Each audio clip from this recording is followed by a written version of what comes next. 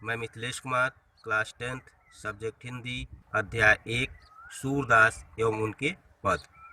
तो सबसे पहले पद देखते हैं। ऊधो मोहि ब्रज बिसरत नाही, वृंदावन गोकुल बन उपवन, सघन कुंज की छाही। प्रात समय माता जसमति नंद देखि सुख पावत, माखन रोटी दह्यो सजायो, अतहित साथ खवावत। गोपी ग्वाल बाल संग खेलत, सब दिन हसत सिरात। सूरदास धन धन ब्रजवासी, जिनसो हित जदुतात। अब शब्दार्थ देखेंगे। उद्धव जो श्री कृष्ण के परम मित्र हैं, ब्रज जहाँ गायों के अत्यधिक समूह रहते हैं, विश्रत भूलने से संबंधित, वृंदावन वृंदावन का गांव, गोकुल गोकुल का गांव, वन यानी कि जंगल, उपवन अच्छे अच्छे बाग बागीचे, सघन कुंज छायेदार लताएं, छाही छायेदार वृक्ष, प्रात प्रातः काल, जसमत यशोदा माता, नंद नंद बाबा, सुख पावत सुख प्राप्त होने से संबंधित, माखन मक्खन, दह्यो दही, खवावत खिलाने से संबंधित, खेलत खेलना, हसत हंसना, ब्रजवासी ब्रज के वासी, जदुतात श्री कृष्ण। अब एक एक पक्त की व्याख्या देखेंगे। ऊधो मोहि ब्रज बिसरत नाही, जब श्री कृष्ण ब्रज से मथुरा चले आए तो काफ़ी दिन हो जाने के पश्चात अपने परम मित्र उद्धव जी से ब्रज के विषय में चर्चा करते हुए कहते हैं, हे उद्धव जी, मैं ब्रज की बातों को भूलना चाहता हूँ, लेकिन भुलाए जाने के पश्चात भी वहाँ की बातें भूलती नहीं हैं। वृंदावन गोकुल वन उपवन, सघन कुंज की छाही। चाहे वृंदावन हो चाहे गोकुल, वहाँ की वन लताएं, सघन कुंज, सब कुछ वैसे ही मुझे आज याद आती रहती हैं। प्रात समय माता जसमति नंद देख सुख पावत, जैसे ही प्रातः काल होता था मैं सो करके उठता था, माता यशोदा और नंद बाबा मुझे देख करके काफ़ी सुख का अनुभव करते थे। माखन रोटी दह्यो सजायो, अतहि साथ खुआवत, और मेरा प्रिय भोजन जो था मक्खन रोटी दही जो एकदम सजाया हुआ था, साथ बैठा करके खिलाने का कार्य करते थे। गोपी ग्वाल बाल संग खेलत, सब दिन हंसत सिरात, मैं गोपिकाओं के साथ प्रत्येक दिन खेलता था, ग्वाल बालाओं के साथ खेलते हुए अनेक प्रकार के क्रीड़ाएं किया करता था और प्रत्येक दिन उनके साथ हंसते हंसते अपने जीवन को व्यतीत करता रहता था। सूरदास धन धन ब्रजवासी, जिनसो हित जदुतात, इसलिए सूरदास जी कहते हैं, धन्य है वह ब्रज के वासी जिन्होंने इस ब्रज के भूमि पर जन्म लेकर के श्री कृष्ण के साथ अपने जीवन को व्यतीत किया। इसलिए हम सभी लोगों को चाहिए श्री कृष्ण के भक्ति में लीन होकर के उनके गुणों को गा करके अपने पापों को दूर करें और अपनी संपूर्ण मनोकामनाओं को भी पूरा करने का प्रयास करें। तो प्रिय छात्रों, इस पद में भी पूर्व पद की भांति ब्रज भाषा है, इसमें भी वियोग की बातें की गई है, इसमें माधुर्य गुण प्रसाद गुण है, अनुप्रास अलंकार है और श्री कृष्ण का जो ब्रज के प्रति लगाव है उस विषय पर यहाँ सूरदास ने चर्चा किया है। तो अब अगला पद हम 8वां पद पढ़ेंगे। सूरदास का 8वां पद देखेंगे। ऊधो मन न भये 10-20, एक हुतो सो गयो श्याम संग, को अवराधे ईस, इंद्र शिथिल भई केशव बिन, जो देह बिन शीस, आशा लाग रहत तन श्वासा, जीवहि कोट बरीस। तुम तो सखा श्याम सुंदर के, सकल जोग के ईश, सूर हमारे नंद नंदन बिन, और नहीं जगदीश। एक एक शब्द का अर्थ देखेंगे। उद्धव जो श्री कृष्ण के परम मित्र हैं, मन जिससे हम सोचते हैं विचार करते हैं, अपने भावनाओं को प्रकट करते हैं, 10-20 की संख्या से संबंधित, श्याम श्री कृष्ण, अवराधे ईश ईश्वर की आराधना करने से संबंधित, इंद्री जो हमारे शरीर के महत्वपूर्ण अंग हैं जिनसे हम कार्य करते हैं, शिथिल थक जाने से संबंधित, केशव पुनः श्री कृष्ण से संबंधित, शीश यानी कि सिर, आशा लगने से या किसी का इंतजार करने से, तन यानी शरीर, श्वासा यानी कि सांस, कोटि बरिस करोड़ों वर्ष श्याम सुंदर श्री कृष्ण से संबंधित, ईश मने पुनः ईश्वर, नंद नंदन नंद बाबा के पुत्र यानी कि कृष्ण, जगदीश पुनः ईश्वर से संबंधित। अब एक एक पक्त की व्याख्या देखेंगे। ऊधो मन न भये 10-20। गोपिकाएं उद्धव जी से कहती हैं, हे उद्धव जी, हमारे पास कोई 10-20 मन नहीं है। एक हुतो सो गयो श्याम संग को और राधे ईश, यानी कि हमारे पास एक ही मन था, और जब श्री कृष्ण ब्रज को त्याग करके मथुरा गए तो वह मन उनके साथ चला गया। को और राधे ईश, तो किस मन से आपके द्वारा बताए गए निर्गुण निराकार ईश्वर की भक्ति करें। इंद्र शिथिल भई केशव बिन जो देह बिन सी, यानी कि हमारे शरीर के जो महत्वपूर्ण अंग हैं श्री कृष्ण के अभाव में वह थक गए हैं या कार्य करना बंद कर दिए हैं। जो देह बिन शीश, यानी कि जिस तरह से शरीर से अगर सिर को काट दिया जाए तो शरीर बेजान सा हो जाता है, वही स्थिति हमारे शरीर के अंगों का है, चाहे वह आँख हो, चाहे नाक हो, चाहे कान हो, चाहे हाथ या पैर हो। तो आप बताइए किस हाथ पैर से या आँख नाक या मुख के द्वारा हम इस निर्गुण निराकार ईश्वर की भक्ति में लीन हो। आशा लाग रहत तन श्वासा जीव कोटि बरीस, यह तो कहिए श्री कृष्ण के आने की एक आस लगी हुई है कि हमारे शरीर में आज सांसें चल रही हैं और हम करोड़ों वर्ष तक जीवित रह सकती हैं। तुम तो सका श्याम सुंदर के सकल जोग के ईश, यानी कि हम जानते हैं आप श्री कृष्ण के परम मित्र हैं, संपूर्ण योग की शिक्षा से आप परिपूर्ण हैं, निर्गुण निराकार ईश्वर के भक्ति में लीन रहने वाले हैं। तो आप ही जाकर के श्री कृष्ण को समझाने का प्रयास करें। सूर हमारे नंद नंदन में और नहीं जगदीश, यानी कि सूरदास के माध्यम से गोपिकाएं कहती हैं, हे उद्धव जी, यानी श्री कृष्ण के अलावा इस संसार में हमारा कोई दूसरा आराध्य देव नहीं है, हम उसकी भक्ति को त्याग करके किसी अन्य की भक्ति नहीं कर सकते। तो प्रिय छात्रों, इसमें भी ब्रज भाषा है, इसमें भी वियोग की बातें की गई हैं, इसमें भी माधुर गुण पाया जाता है। इसका 9वां पद, ऊधो जाहु तुम ही हम जाने, श्याम तुम ही को नहीं पठियो, तुम हो बीच भुलाने, ब्रज नारी सो जो कहत हो, बात कहत न जाने, बड़े लोग न विवेक तुम्हारे, ऐसे भय अयाने, हम सो कह लई हम सही के, जे गुण लेहु शयाने, कह अबला कह दशा दिगंबर, मस्त करो पहचाने, साच कहो तुमको अपनी सो, बूझत बात निदाने, सूर श्याम जब तुम्हें पठायो, तब नहीं कहो मुस्काने। शब्दार्थ देखते हैं। उद्धव जो श्री कृष्ण के परम मित्र हैं, श्याम यानी कि श्री कृष्ण, पठियो भेजने से संबंधित, भुलाने यानी कि भूलने से संबंधित, ब्रज जहाँ गायों के समूह रहते हैं, नारिन स्त्रियां, जोग योग से संबंधित, लजाने लज्जित होने से संबंधित, विवेक बुद्धि विचार, अयाने आने से संबंधित, सही सहन करना, जी मने हृदय, गुणी मने गुड़, सयाने मने चतुर, अबला मने जिसका कोई सहारा न हो, दशा दिगंबर 10 दिशाओं से संबंधित, पहचाने यानी कि पहचान करना, साच यानी कि सत्य, सौगंध, बूझत यानी पूछना, निदाने मने निदान करना या दूर करना, पठायो मने भेजना, नयकह मुस्काने मने अगर थोड़ा सा भी मुस्कुराया होगा।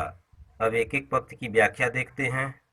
ऊधो जाहु तुम ही हम जाने, हे उद्धव जी, आप ब्रज से यथाशीघ्र जाइए, मैं आपको जानती हूँ, आप कितने चतुर और चालाक हैं।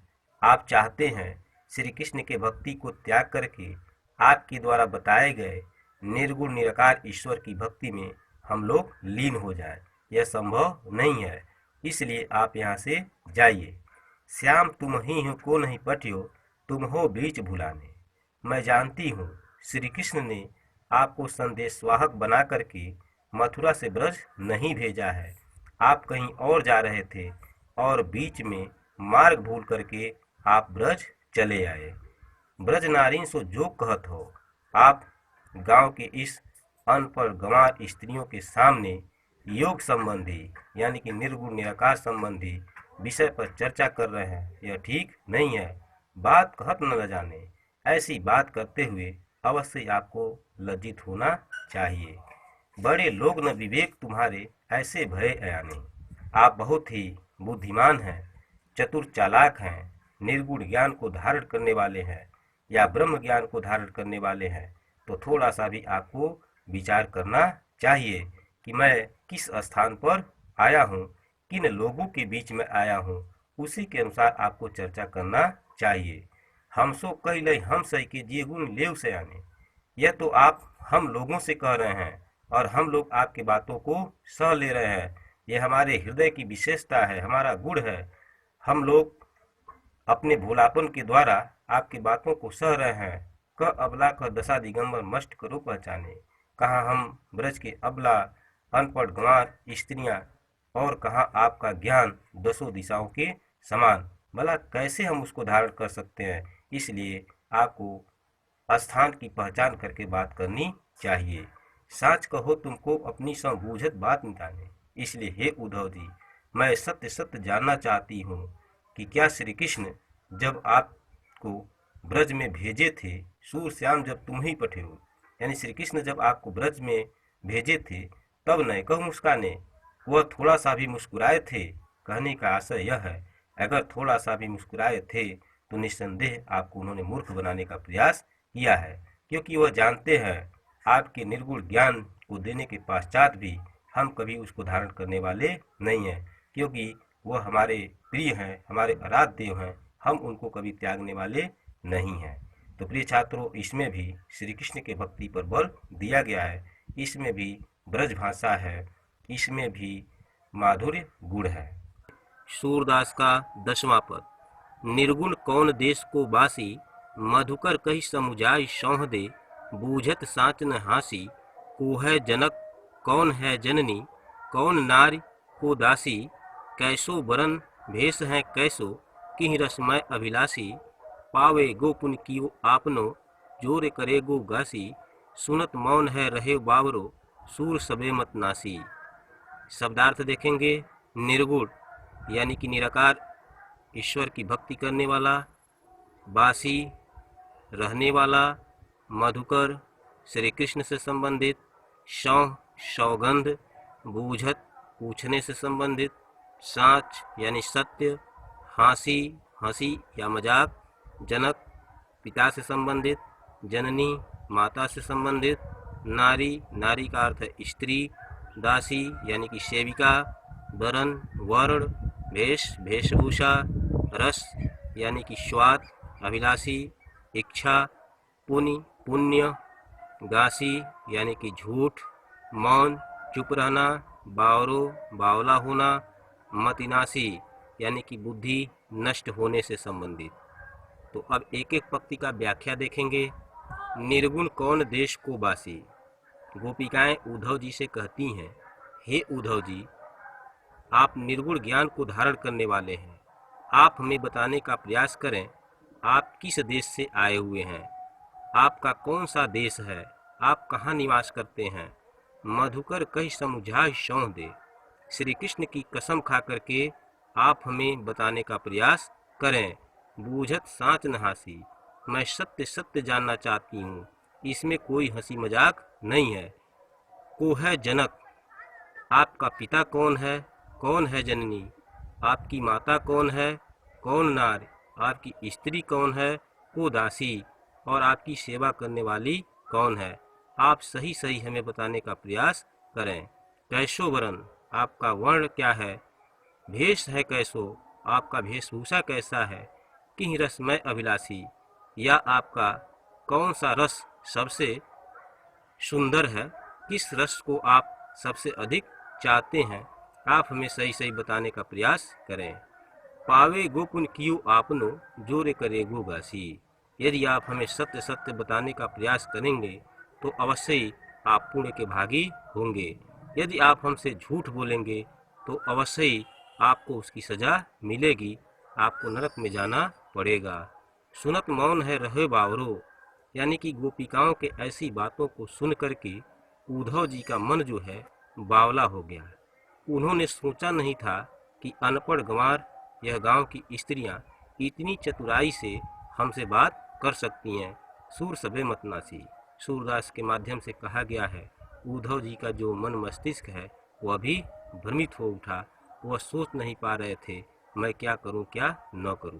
तो प्रिय छात्रों, इसमें भी ब्रजभाषा है, माधुर्य गुण है, और इसके साथ ही साथ इसमें निर्गुण ईश्वर की भक्ति करने वाले जो उद्धव जी हैं, परम ज्ञानी जो उद्धव जी हैं, अनपढ़ गंवार स्त्रियों से पराजित होते हुए दिखाई दे रहे हैं। इस तरह से श्री कृष्ण की भक्ति में हमें लीन होकर के उनके आराधना करके अपने सभी दुखों को दूर करने का प्रयास करना चाहिए। सूरदास का 11वां पद, संदेशो देवकी सो कहियो, हव तो धाय तिहारे सुत की, माया करत ही रहियो, जदब टेव तुम जानत उनकी, तव मोहि कही आवे, रात होत मेरे लाल लड़ैते, माखन रोटी भावे, तेल उबटनो अरु तातो जल, ताहि देख बज जाते, जोई जोई मांगस सोई सोई देती, क्रम क्रम करके नहाते, सूर पथिक सुन मोहि रैन दिन, बढ़ियो रहत पुर सोच,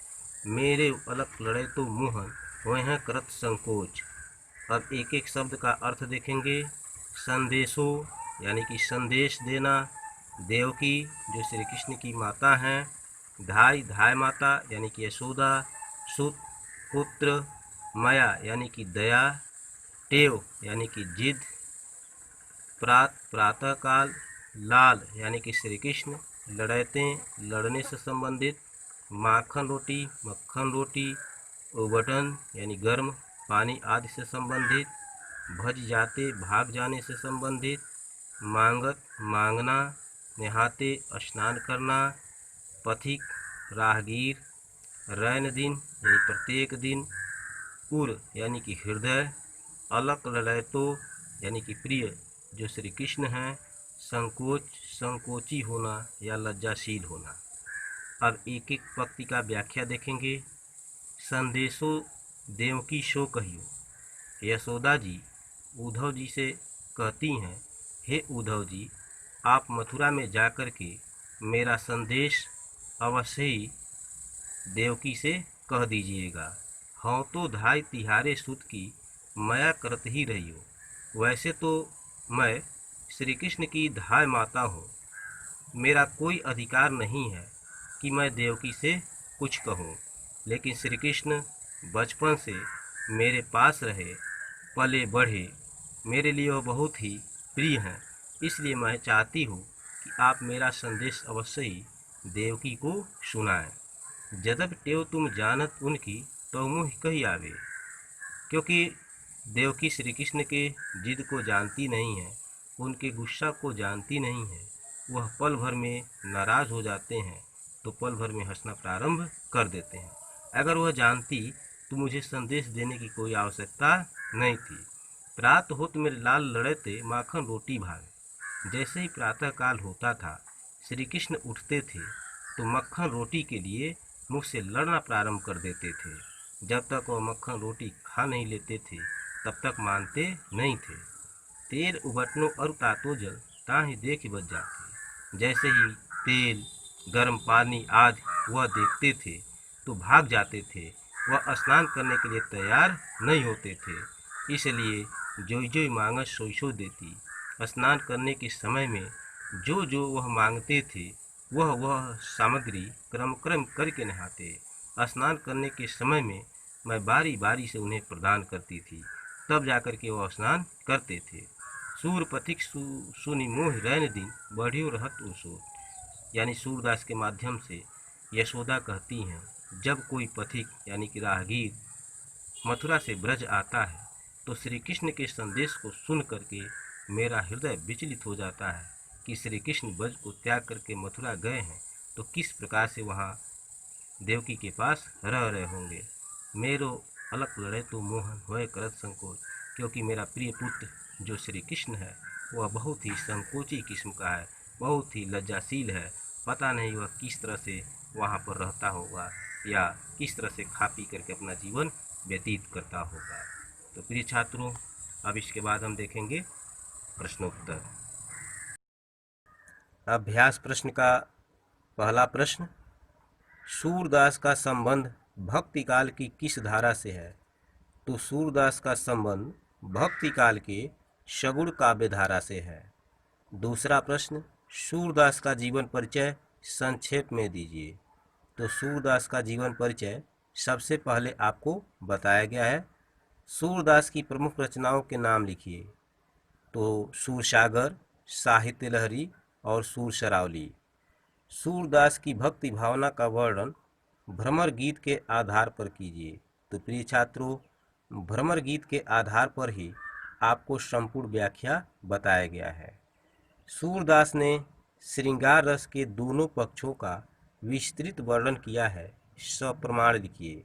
तो सही बात है, श्रृंगार के अंतर्गत जो संयोग श्रृंगार है और वियोग श्रृंगार है, आपने देखा होगा व्याख्या में दोनों का वर्णन किया गया है।